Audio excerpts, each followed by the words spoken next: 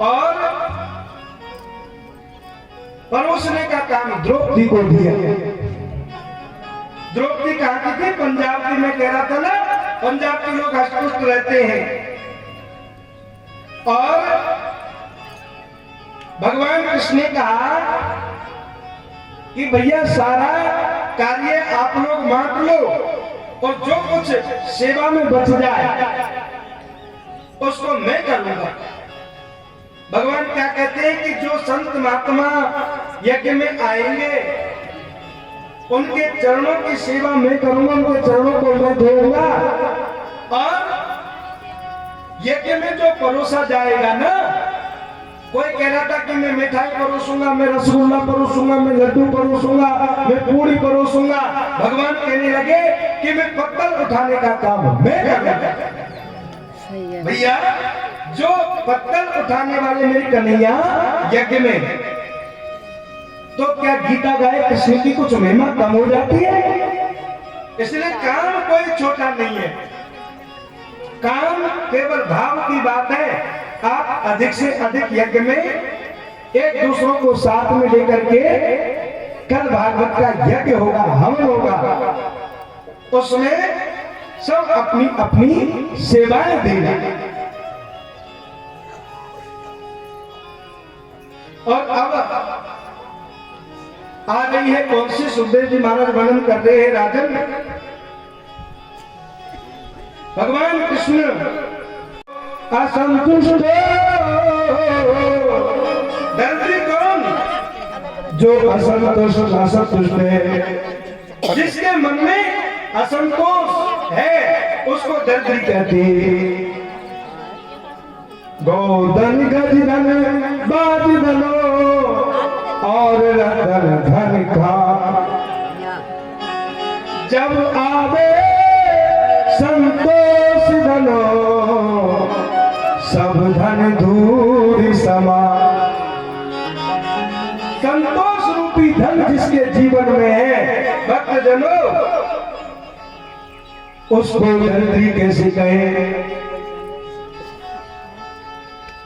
सुदामा जी के घर में भयंकर गरीबी का साम्राज्य, लेकिन कभी किसी के यहाँ पर भीख मांगने नहीं जाते। सत्संग में, कृष्ण कथा कीर्तन में भगवान की कथा करते हुए जो कुछ भी मिले बस उसी में संतुष्ट रहते। कभी नहीं भी आए तो फल खा करके रह जाते, और वो भी नहीं मिले तो खेतों के अंदर जो किसान जमीन में से खेतों को काट लेते हैं ना, तो सिला रह जाता है। सिलों बत्ती से उस अनाज को खा लेते, धो करके पीस करके सुखा लेते, लेकिन किसी के घर भीख नहीं मांगी। लेकिन जैसा नाम है ऐसा काम सुशीला का है। सुदामा जी से बोली, सुनिए आपको मालूम है द्वारका के नाथ भगवान श्री कृष्ण है, वो आपके बचपन में सका है। कृष्ण केवल मेरा मित्र ही नहीं, भगवान कहने लगे वाह देवी आज क्या याद दिला दिया। अरे कृष्ण मेरे बचपन के मित्र ही नहीं, वो तो लंगोटिया यार है। दोनों एक संग रहते देवी, एक साथ पढ़ते थे, एक साथ खेलते थे। आजकल के द्वारका के राजा हैं और मैं अपनी कुटिया का राजा हूं। सुदामा जी की पत्नी का सुनिए, क्या आपके मन में कभी अपने मित्र से मिलने का मन नहीं होता? देवी क्यों नहीं? मन तो होता है, लेकिन मैं वहां कैसे जाऊं बताओ? घर में खाने को कुछ है नहीं, मांगता कभी किसी से हूं नहीं। इसलिए मुझे जब भी कृष्ण से मिलना होता है ना, तो मन से मिल लेता हूं। पत्नी ने सोचा तब तो हो गया कल्याण। जब तक आप शरीर से नहीं मिलोगे तो हमारी गरीबी कैसे जाएगी। मेरे पति तो कृष्ण को जब देखेंगे तो पता चलेगा कि मित्र के घर में कैसी गरीबी है। पत्नी ने कहा सुनिए, मैं अर्धांगिनी हूं, पति कितनी भी भक्ति करे उससे पत्नी पर कोई असर नहीं होता, लेकिन शरीर से यदि सत्कर्म पति करता है तो आधा फल पत्नी को मिलता है। एक बार आप मेरे कहने से द्वारकाधीश से मिलने के लिए जाइए। सुदामा जी बोले देवी जानती हो मैं मांगता किसी से नहीं, घर में कुछ है नहीं, मित्र के घर खाली हाथ भी तो नहीं जाना चाहिए, इसलिए मैं कैसे जाऊं।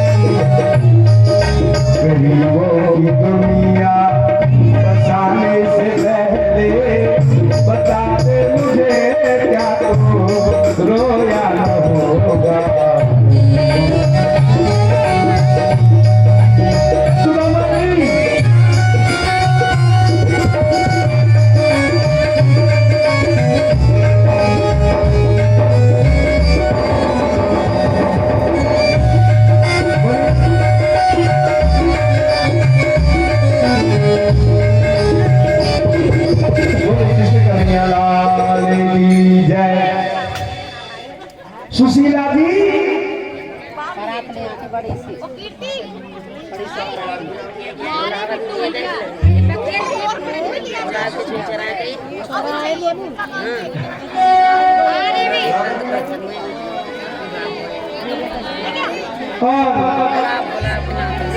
सुदामा जी के लिए सुशीला गई।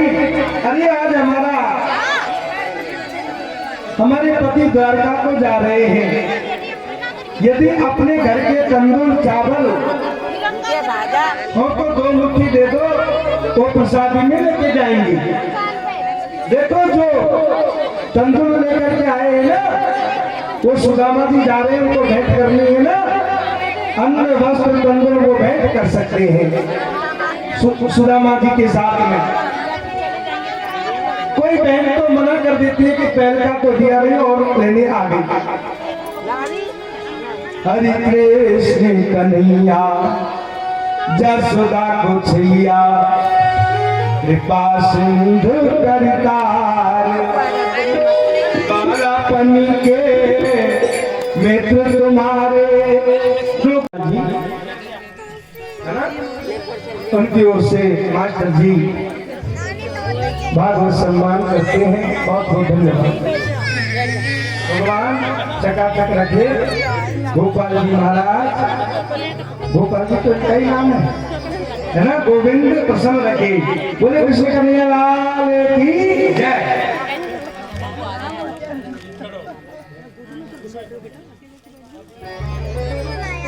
1100 रुपये गोविंद के चरणों में भेंट करते हैं। बहुत बहुत धन्यवाद। साथ में सापा बनाकर विदाई का कार्यक्रम सुदामा दत्त के बाद से होगा, है ना। अब भगवान से मिलने के लिए सुदामा जी रास्ते में जाने लगे, तो कभी कभार दुबले पतले को ही और द्वारका नगरी दूर है तो मूर्छित होकर के जमीन पर गिर पड़ी।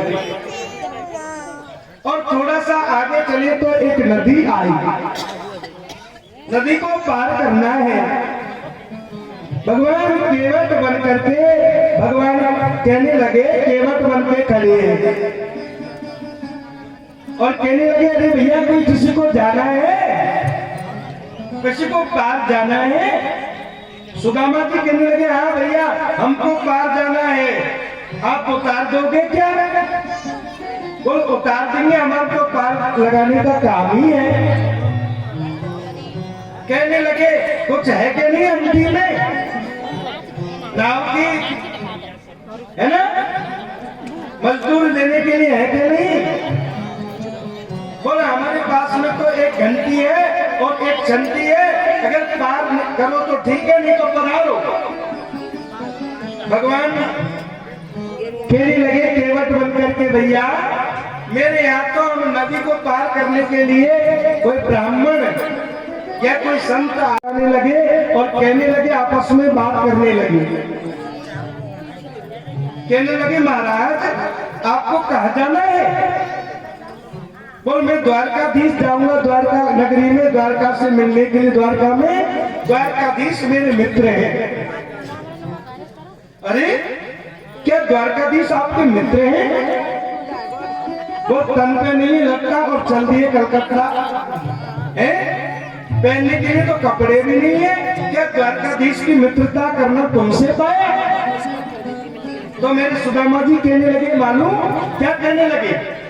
अरे तू क्या जाने मेरे कन्हैया के बाप को, वो किसी के कपड़े नहीं देखता, किसी के रूप को नहीं देखता, किसी के धन को नहीं देखता।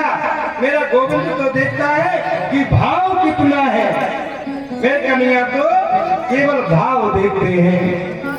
और जैसे ही नदी को पार किया, थोड़ा सा आगे चले तो मूर्छित होकर के सुदामा जी गिर गए।